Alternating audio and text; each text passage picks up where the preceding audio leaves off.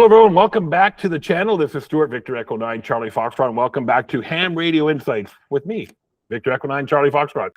On this channel, I bring together very interesting people, thought leaders, and just people I like in the ham radio community to talk about their journeys in ham radio and share with you some insights that you may not be aware of. And today, if you're in Canada, you definitely know this guy. But if you're outside of Canada, you may not know Dave, VE3 Kilowatt Golf, avid contester, instructor of my own advanced course I did, times 2, because I had to do it twice. One and a half times because I passed the course and then I didn't need to do the course anymore. Dave is, I know Dave for a long time. Former New Brunswicker as well, lives in Ontario now. But let me introduce Dave, E3KG. Dave, tell me, welcome to the channel first off, and then how did you get involved in ham radio? I know you've been a ham radio operator for a long time, a little bit longer than I have, but tell me how you get started in this hobby, and after all the years doing it, what keeps you interested in it? Okay, very good, Stuart. Well, thank you very much for having me. I appreciate the invitation, and hello to everyone out there watching. I've been a ham now just over 50 years. I was first licensed in 1975, and I became interested in radio as a hobby when I was a little kid. When I was about 7 or 8, I got a crystal set as a Christmas present, built the crystal set, and was able to hear a couple of AM broadcast stations. Thought that was pretty cool. A few years later, I discovered I could use my little transistor AM radio late at night to hear AM stations from quite far away, and I thought that was kind of cool too. And then I discovered shortwave radio and started listening to shortwave broadcast stations like the BBC and Radio Moscow and Radio Netherlands and all these other shortwave broadcast stations. And I thought it was really interesting to be able to hear stations from so far away with just this little box. Eventually, I got a better receiver and I discovered what radio amateurs were. And I thought that was pretty cool. So when I was about 14 or so, I found a course to help me earn my license and took the course and then passed the exam when I was 15. What really drove me into the hobby was the interest in working DX, like long distances. But as I got into the hobby, I started trying this and that and the other thing. I really became very, very keen on contests. That's the thing that sort of sustains me. I'm mostly involved in HF contesting and DXing on an everyday basis. I'm looking for new DX to work. But I played around with other stuff like VHF, weak signal work and the satellites and even a little bit of microwave stuff. So I've been around the block in ham radio. Yeah, I know you have, because you share with on the course all the cool stuff you used to do. And our stories are very much like, I do have a shortwave question for you though. Knowing that you come from New Brunswick and RCI was not too far from where you grew up. How was the signal for RCI in the Fredericton area, when they were broadcasting from Tantamar? Okay, well, actually, I was from St. John, and whether Fredericton or St. John, RCI would have been thunderingly loud pretty much anywhere on the lower bands. I can remember, being able to hear them very, very easily, very reliably on the 49 meter band, 6 megahertz, and the 31 meter band, 9 megahertz. The higher band scores, we were just in the skip zone. I didn't know what the skip zone was at the time, but we were in the skip zone for RCI.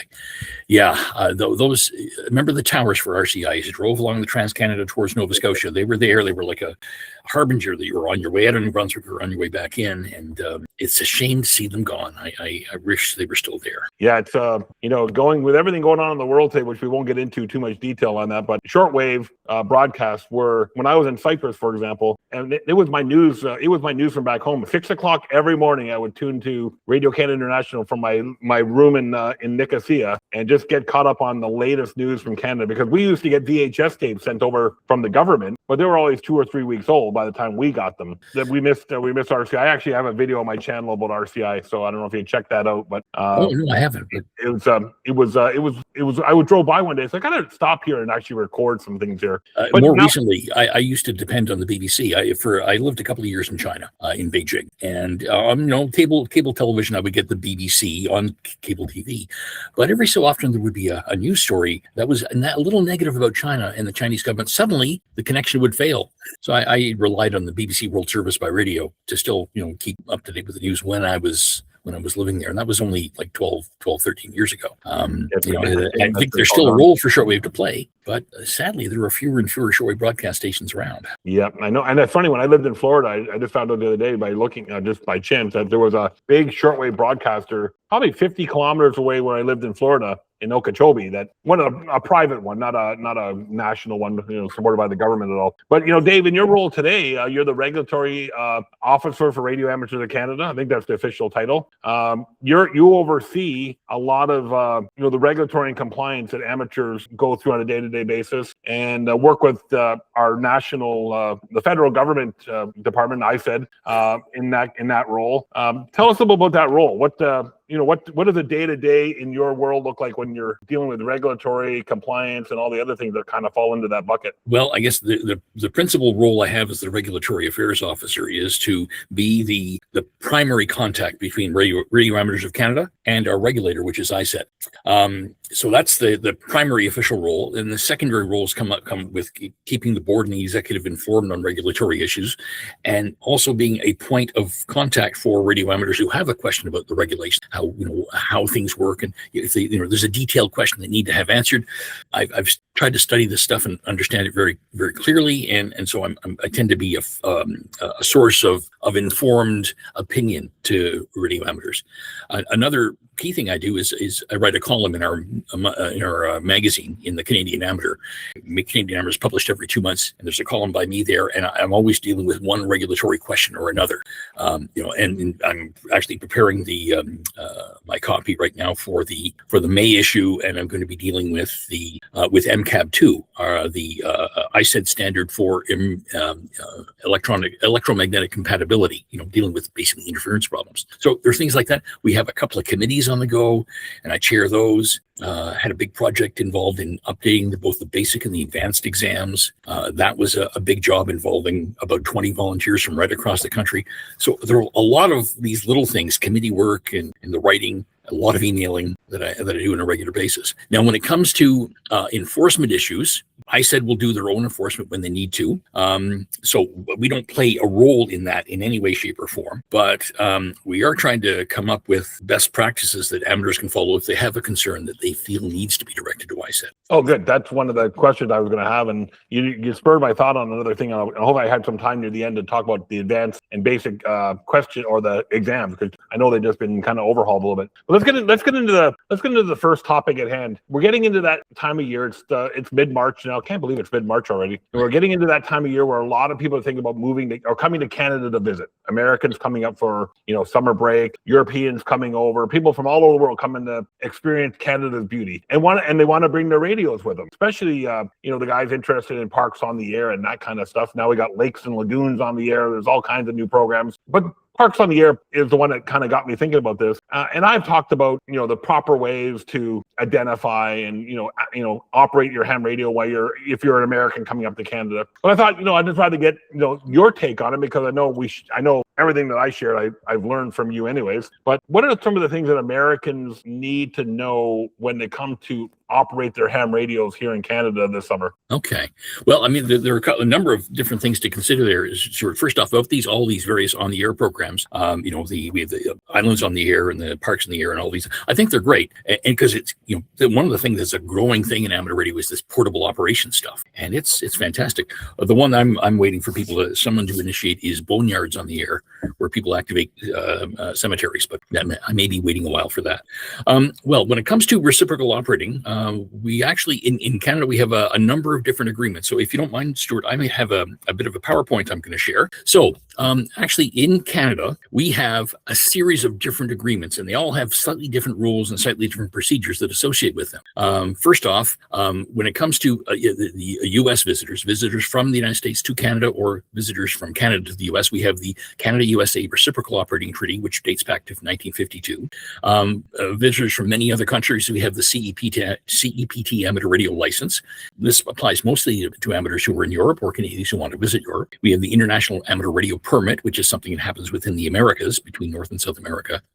We also have bilateral agreements with 15 individual countries like Senegal and Japan and Philippines and several others. We also have a process where ISED will authorize a visiting amateur from a country that's not listed in one of these four. They can be authorized to operate if ISED is satisfied that the other country will authorize visiting Canadians to operate from that country. So these are the four sort of, I should say, the five different categories of reciprocal operating agreements we have. Four of them are formal, and one of them is really quite informal. So when it comes to Canada-USA, of course, a lot of Canadians visit the US, a lot of Americans visit Canada.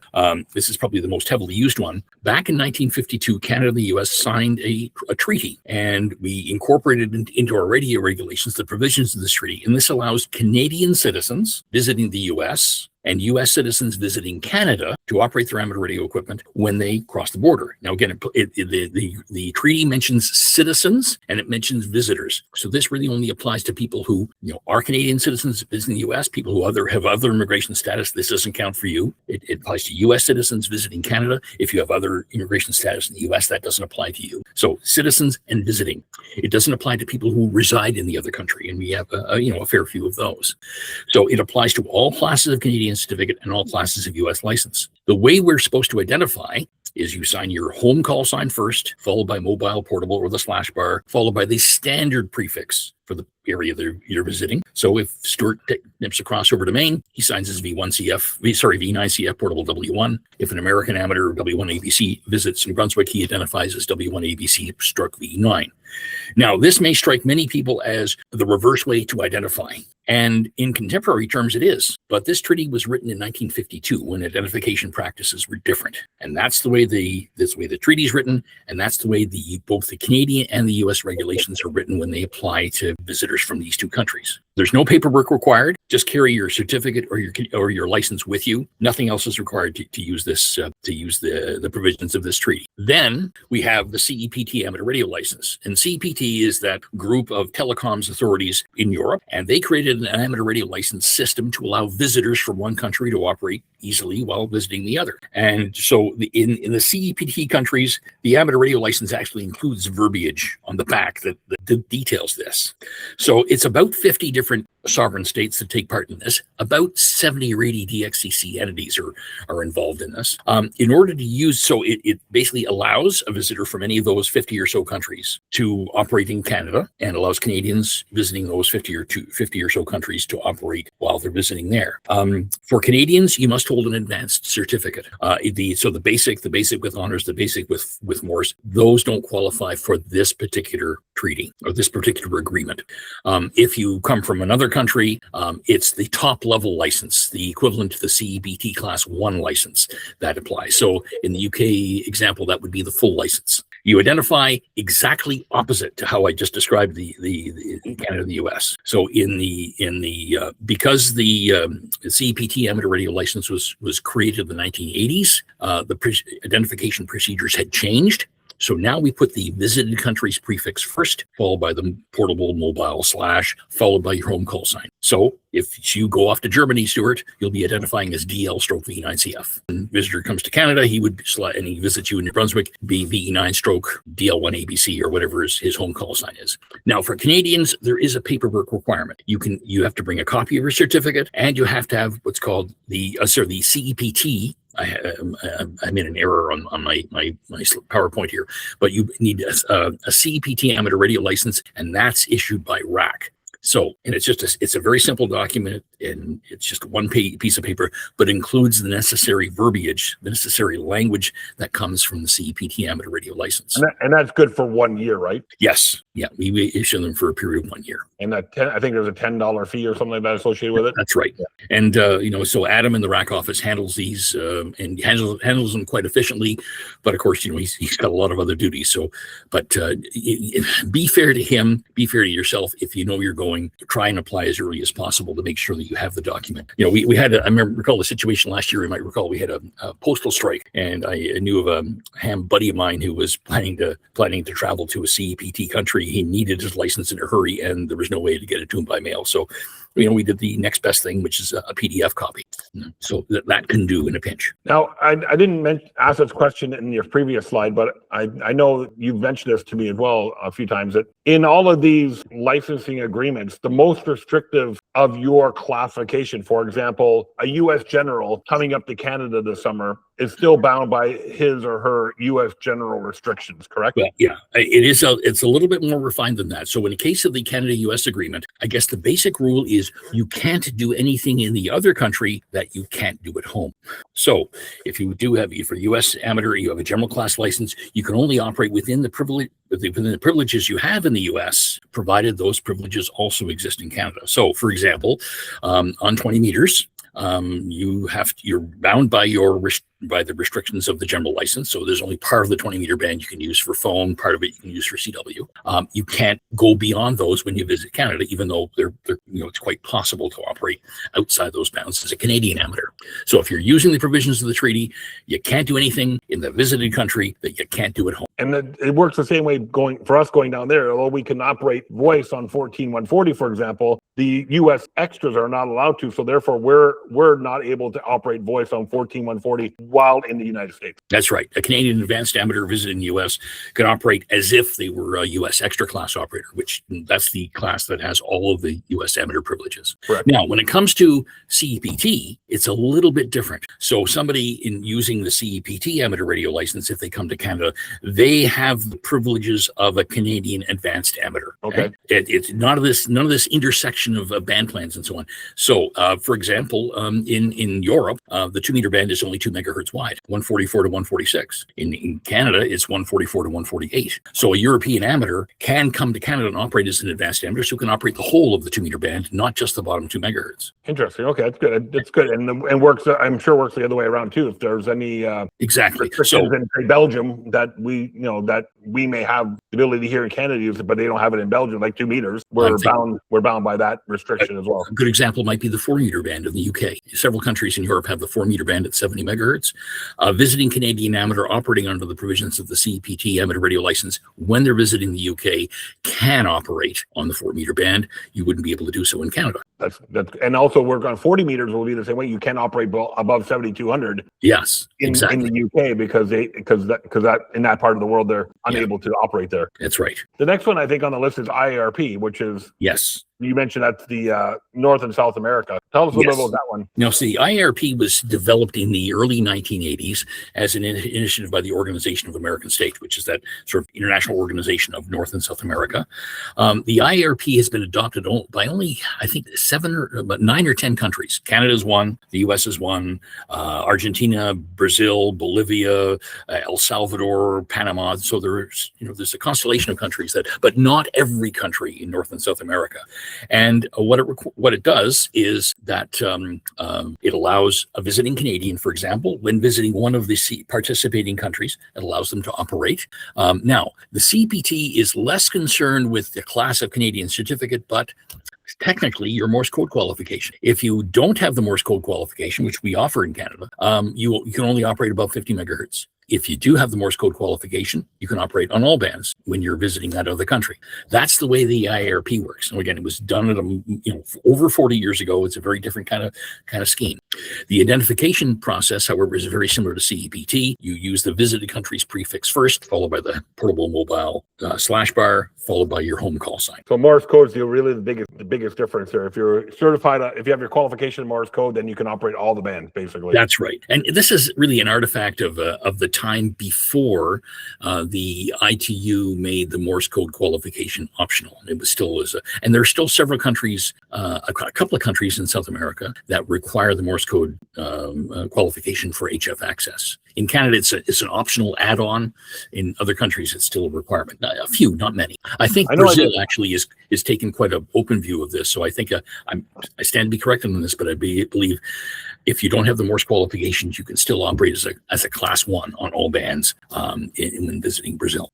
So I know there's like, for example, Colombia. I did some research on operating in Colombia because I was going to go down there at one time, and their process, and they're not part of this, and their process is quite complex. You got to fill out documents in Spanish, and you have to have some sponsors to as standing up for you and saying you are who you are. And there's a bunch of steps you have to go through. Because I think I got looking into it because there was an American operating down there without identifying that he was in Colombia, and I got looking and I said, how is this possible? And and I realized that God, this is quite the complex process to go through. That seems like a pretty high risk thing to do, to operate without authority. I wouldn't want to play that. Yeah, there is, however, there's a Canadian amateur who's been living down there for years. John, who operates as Hotel Kilowatt 3 Charlie HK3C, and he's gone through the jigs and reels to acquire a Colombian license. Yeah, I've talked to John lots of times. Yeah, yep. Very active guy. So it's certainly not impossible, but it does sound like it's a bit tangled. But he's a resident down there, so it's a little different than just visiting. Yes. Yeah. I still think it's possible for a visitor to get a license down there, but again, you have to go through a different process, and that's maybe where Category 5 comes in. Yes. Okay, let's go to the next one. Okay. Next one. So we also have reciprocal operating agreements with 15 countries, 15 individual countries. One of them is Senegal, one is Japan, one is Philippines. There are several of these countries, 15 in total. And in each of these cases, what you'd have to do, you have to apply to the local licensing authority for permission to operate. In some cases, they'll issue you with a call sign. So, for example, when I visited Japan, I was issued a Japanese amateur radio call sign. In other countries like Malaysia, I visited Malaysia, they issued me with a license that showed 9M6/VO1AU. That was my Canadian call sign at the time. And that's the call sign that I used when I was there. So with any of these countries where we have these bilateral agreements, that's Canada and the other country, you have to go through a local application to get authority to operate. And that's just a Google search. We're gonna have to Google that and find out which ones are which, right? Yeah, it's a little hard to find this stuff, and this is one of the things I'm working on, is to try and have a page on the RAC website that provides clear information on how to go about it. One of the key things we should all rely on is the local IARU member society. They may be able to help. They can give you the best advice. And certainly in the case when I got my Japanese license, the Japan Amateur Radio League were essential because I didn't have any Japanese, and they could handle the paperwork for me. And it became a trivial process. So I applied for my license and I had it in a month. And I was really surprised to get, JG1. It doesn't hurt to have somebody there that as well. For example, like John in Colombia. If you're thinking about going down to Colombia, he can probably point you in the right direction as well. That's right. In these circumstances, some kind of local address can be a very key element. And so having a friend who's willing to say, sure, he can use my address, that is a big help. Yeah. So the last one was kind of more of a loosey-goosey type one. Like, is there anything we need to cover with that one, or is that just more of a ad hoc type of thing? It's a little bit more ad hoc. What you might have to do, for a foreign visitor from one of these other countries, not named in any of the other four arrangements. What you might have to do is look for some evidence that your country is licensed a Canadian visitor, and use that to make your argument with ISED that you should be allowed to visit. So an example of this might be Hong Kong. Hong Kong does authorize visiting amateurs to operate. I operated from Hong Kong with a Hong Kong license. So that would be evidence that could be used by a Hong Kong amateur to convince ISED to give them an operating authority. You and I had an email exchange a little while back about Australia being Australia is changing some of their rules on, visiting amateurs and their own license structures. And I asked you, how does this relate to us, right?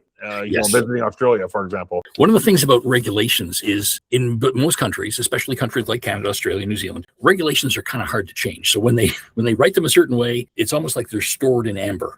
Now, in the case of the Australians have actually written into the radio regulations provisions related to Canadian amateurs, but they use descriptions of our certificates that date from the 1970s. So what you see, the names of Canadian amateur radio certificates have changed. So you can't just wing it. Now, one of the other things that's really nice about Australia and New Zealand is they've both written into provisions in their regulations to allow any visiting amateur to operate for a period of up to 90 days without any further kind of paperwork authority whatsoever. It's written right into the regulations. And that's that makes it so easy. It's virtually the same as the Canada-US agreement because it's written into our regulations.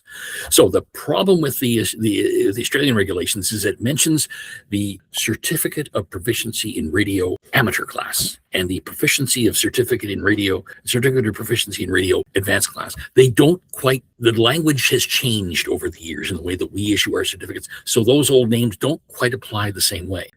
You can make an association, but the association might be faulty. But if you're planning to travel to Australia and you have a Canadian advanced certificate, you can pretty much guarantee that you can be issued an Australian call sign if you're going to be staying beyond a certain period of time. So that gets me to another topic, and not one that we talked about about earlier, but the CY0S expeditions under has just started at the time of this recording. One thing I noticed, Dave, there's not one Canadian on Sable Island right now. So how does a group of American hams get issued a Canadian call sign like that? Some of the American hams actually hold a Canadian qualification. There you go. That would be the essential thing. So under our regulations and our rules, any person from anywhere in the world can write the Canadian basic or advanced exam and have a Canadian call sign. What they really need, they need an address in Canada. It has to be a legitimate, real address at which they can be contacted, but they can hold a Canadian call sign. And so it was on the strength of that Canadian qualification that they were able to apply for and get that special event call sign CY0S. If they didn't have those Canadian qualifications,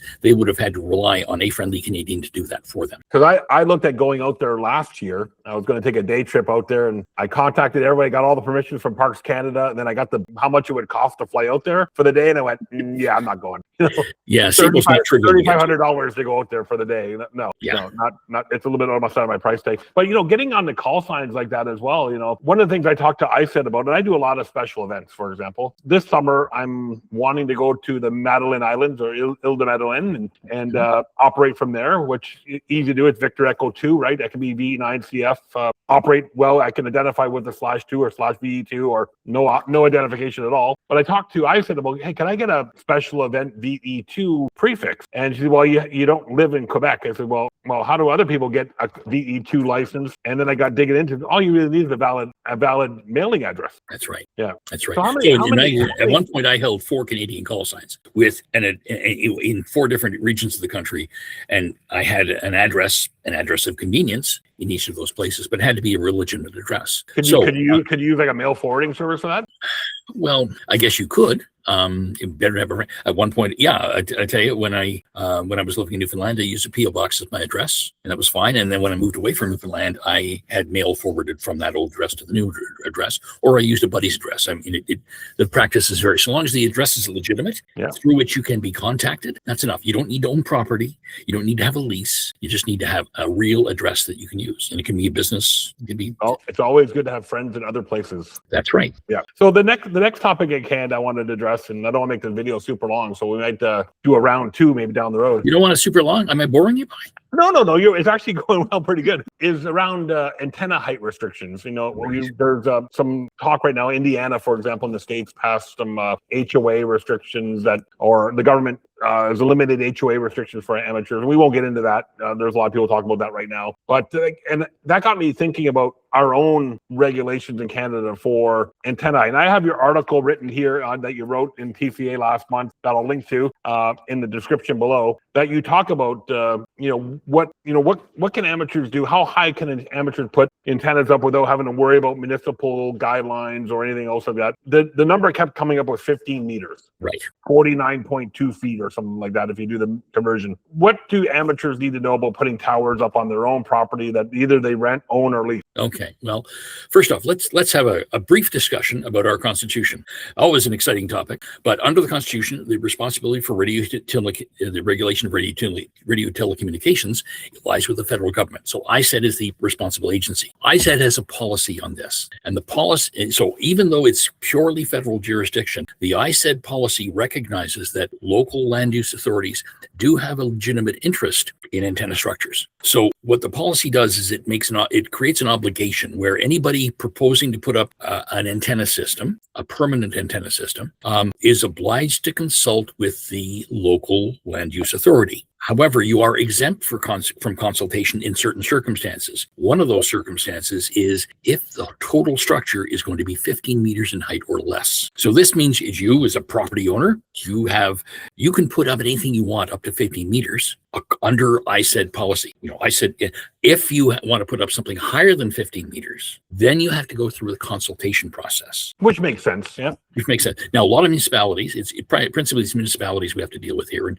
municipalities who are creatures of the provincial governments, but the municipalities may have their own rules on antenna structures and may have their own rules on a whole variety of things. So if you want to put up anything below 15 meters, really the local municipal rules don't apply to you. If you want to put up something above 15 meters and the municipality has a rule against it, you're going to have to go through some kind of consultation process that they outline. If the municipality or the land use authority has no rules on consultation, then ISED has a default consultation procedure that you have to use. So the best way to describe this is, I'm going to quote Marcel Mongeon, VA3DDD. He's RAC's honorary legal counsel. 15 meters is a gift. You want to put up something up that to... that was in the title of your article. Yep. Take it, run with it. If you want to go higher, be prepared to go through consultation. And the problem with the consultation is you're bound by the results of the consultation. If you and the municipality can't agree, ISED decides, and ISED may decide to side with the municipality, and you're bound by that. So there's a risk involved in going above 15 meters. Now, there are a couple of other things to carry in mind here. If you buy property and there are deed restrictions in the property, that's a contractual obligation that you have signed on to. So if you're going to go buy a house, one of the things you might get your real estate and your lawyer to check out is whether or not there are deed restrictions on the property you propose to buy. So if you have signed a contract vowing never to put any antenna up in this house, on this property, that's a contract between you and the land use authority. ISED is not going to get you out of that. And does that happen often? You see that often? It happens, but you have to again read it.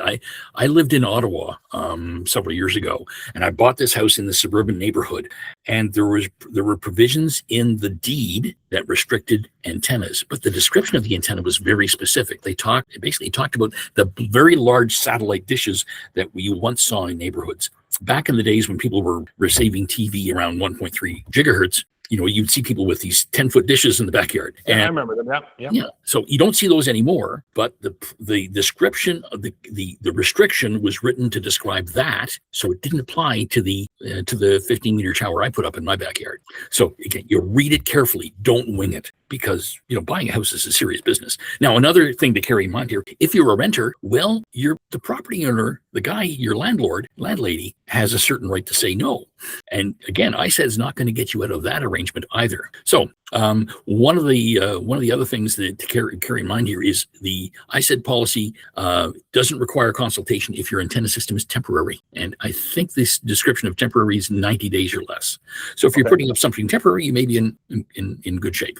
So I know there's a lot of manufacturers make these HOA approved antennas that are very much just like a temporary portable antenna you would take out the new POTA, for example, but you could leave in place for any period of time and nobody would actually see it, because it's a camouflage type antenna, right? Yeah, this homeowners association disease is something that has spread rampantly in the United States, and so far has not really made much of an impression in Canada. There are a few neighborhoods that might have these local councils, but not to the same. It really doesn't exist in the same way. I mean, that's their miserable situation to sort out. Thankfully, it really doesn't affect us. We had something like that in Calgary when I lived there in our new area that was outside of Coach Hill on the west side. West Springs Farm Homeowners Association, which was really just collecting money to pay for shoveling, the sidewalks and planting flowers. It really had not to the same degree as an HOA in the US, where you got HOA Karen handing out fines because you're not in compliance with the HOA guidelines. But yeah, we've all seen those videos on YouTube.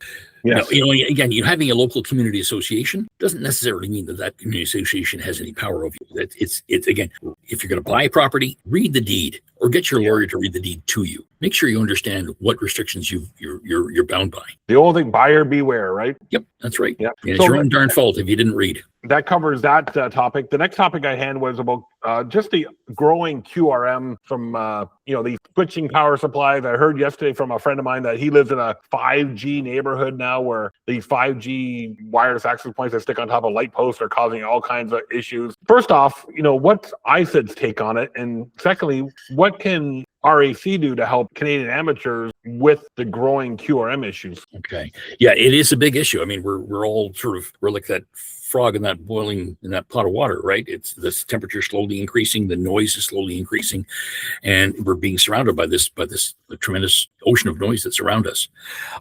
Now, part of the problem is we have a lot of cheap cheap imported stuff, switching power supplies, stuff that's powered by switching power supplies that comes in from overseas, that doesn't really meet any standards. And buying stuff off of the eBays and the Amazons of the world, you're often going to be buying stuff that's this cut rate stuff that hasn't been thoroughly inspected. So there are standards in ISED policy for interference causing equipment. They're called interference causing equipment standards, ICES, and there are about 9 of them, and they're available off the ISED website. Now, if you're dealing with a situation where all of your neighbors have these stupid little switching power supplies, like the computer I'm using right now has one of these switching power supplies, it's powered by this thing. I have no idea whether it's generating noise. I haven't really noticed it yet, but it could well do. Trying to turn back the millions of these defective pieces of equipment out there, it's like trying to hold back the sea, right? I said can't play King Canute. So that's a big challenge. When it comes to larger commercial establishments, you may have a better chance of getting, I said, to take action. Because, trying to ferret out these things in everybody's house, that's really hard. I had some correspondence with an amateur in Ontario recently. He lives in an urban, and he lives in a large city, and he has done some DFing to determine the cause of a wideband noise source. In his case, it was a commercial sign 1.2 kilometers from his house that was wiping out his reception from 7 megahertz to 144 megahertz. So that's a lot. That's big, yeah. That's big. 1.2 kilometers away. So he was able to DF it and determine it was the illuminated sign outside a fast food restaurant in his neighborhood. So the next thing he has to do is get a hold of the ISED document that describes interference causing equipment standards, and he has to have a little conversation with the guy who owns the place and say, here's a problem. I need your help to try and resolve this. And he has to somehow get the guy who owns this equipment to understand that it's in his interest to fix this. I said can be called in to deal with this because it's clearly a single situation, a single piece of equipment that's malfunctioning. But I think we have to be reasonable in our expectations. I said can't possibly track down every one of these stupid little switching power supplies.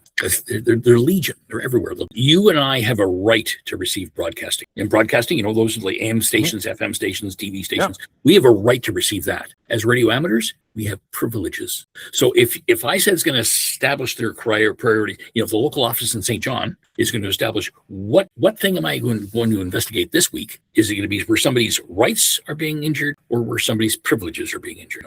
It just doesn't, it may be hard to get it up. So if you can, with all this broadband interference, it may well be that there is some kind of inhibition on the reception of broadcasting, and broadcasting reception is a right. And it's a lot of things. Your garage door openers cause a lot of RFI. There's this, as I mentioned to people, it's going to get a lot worse before it gets better. And we were talking before we started recording about new technologies that, big DSP and AI to help. I think the amateur communities, the manufacturers of these radios, are got to figure out how to tackle this problem too, because people won't be buying HF radios if it gets worse. They will. I don't see the HF radio market dropping away. I think there's enough magic in the ionosphere that people are still going to be drawn to it. But yeah, it's bloody frustrating if you're living in an urban center. Oh yeah, and I'm in a semi-rural and I'm getting it too, but it's only an S3, so it's not terrible here. Suppose Buddy down the street decides to buy himself a plasma TV. You're going to be visited by interference problems. There's a lot of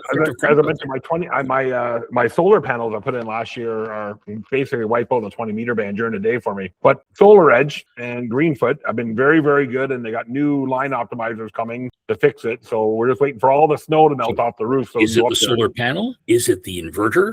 Which piece of equipment is defective? I've heard of this problem many times, and they are 100% convinced it's the line optimizer. Okay. Which is the technology that says that there's a little bit of shade on one set of panels, the other panels take over for those. So that creates a lot of chatter on the cable, which they believe they're pretty confident that's the problem. So we'll see once they get up there and fix it. But I made it very clear in my contract when I bought it that it had to be RF quiet. Yeah. So they're obligated to fix it. So here's one thing where RAC is taking some moving forward on this.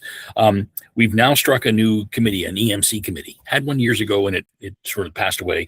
And now I've got 3 volunteers, highly qualified volunteers, who are working on an EMC committee. And the general mandate of the committee is to be a first point of contact for amateurs who are having EMC problems, electromagnetic compatibility problems, and to provide advice. And as they go through the process of providing advice to amateurs, they're going to come up with procedures and processes.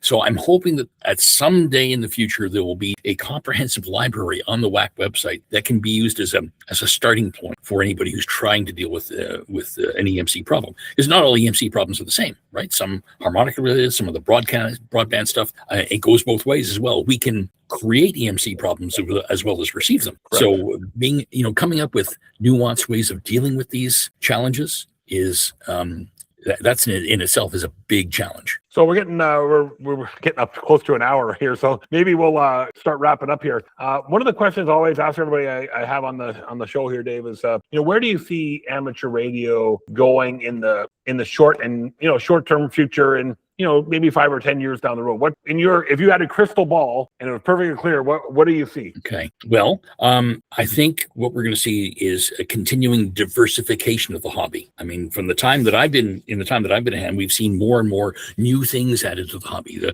explosion of digital. That's been fun. We see everybody and his brother playing around with FT8 and the HF bands now. It's become very popular. However, sideband CW activity continues.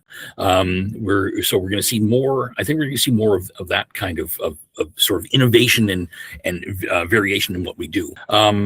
I'm one of the things I know it's sort of on the drawing board with a few organizations is to have additional geostationary amateur satellites. I'm hoping that'll happen sometime in the next 10 years, where we have one that we can access from more of Canada. Right now, there is one geostationary amateur satellite that can be accessed from St. John's, Newfoundland, and that's the only place in North America from which you can access that. And that has of course, an enormous footprint that covers all of Asia, Africa, all of Europe. So I'd like to see that. I think the increasing technical sophistication of our equipment is going to continue, especially as we get further into the world of software-defined radio, where there's still a good case for the super heterodyne receivers that we use today, but increasingly software-defined equipment seems to be grabbing a larger share of amateur interest for very good reasons. I can see continued growth. One of the things I like to point out to people is that, here in Canada, at least, we have had a consistent growth rate for decades of about 2% a year. So you hear the nervous Nellies out there talking about amateur radios dying, and it's never been the case. Those people have been around since the 20s, and they're the 1920s, and they were wrong then, they're wrong now. So amateur radio continues to grow at a pace roughly twice the rate of growth of our national population. Canada's growing at about 1% a year. Amateur radio is growing at 2% a year. So that is going to continue.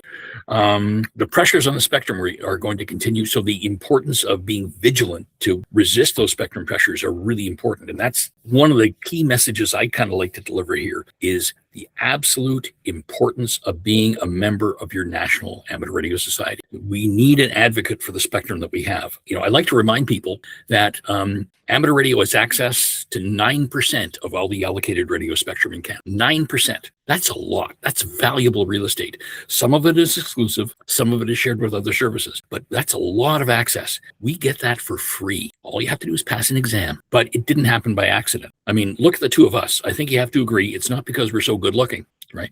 It's because of a century of advocacy for our interests. So the place where that advocacy happens is with our national societies like RAC. In the United States, it's ARRL. In the UK, it's RSGB. In Australia, WIA. In Germany, DARC. Be a member of your national society.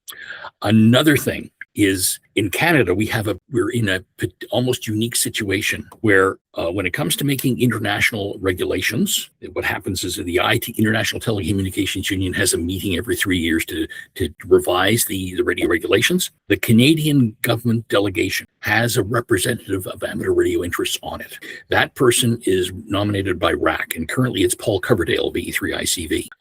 That gives us a chance to be in the room when the decisions are being made, in the room when the decisions of the Canadian delegation are being made, and when the decisions in the whole of the ITU Council, the WRC, when those decisions are being made.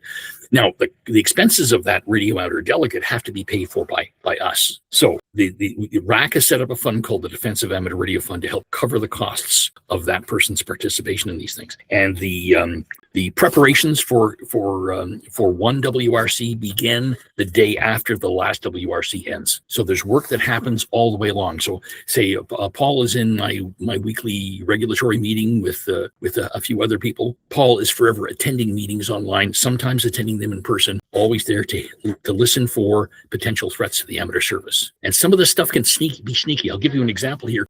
Before the previous WRC in 2023, there were all these preparatory meetings that happened all over the world. In Europe, at the CEPT, there was a meeting of the CEPT where one of the agenda items at WRC was to find more spectrum for the aeronautical mobile service. There was no threat to amateur radio in the agenda for the WRC, but there was this item. And out of the blue, the government of France showed up at a CEPT meeting with a proposal to allow sharing of the amateur 2-meter band with the aeronautical service. Now think for a moment. Can you imagine a worse sharing partner than the aeronautical mobile service? Yeah.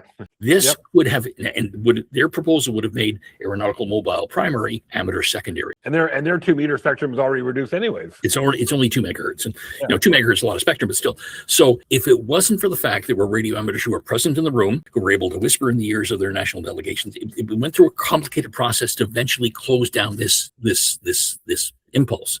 But think of the investment of resources that radio amateurs have on the 2-meter band. I'm looking around my shack. I've got a couple of handy talkies and a couple of other I'm looking at two 2-meter rigs right now.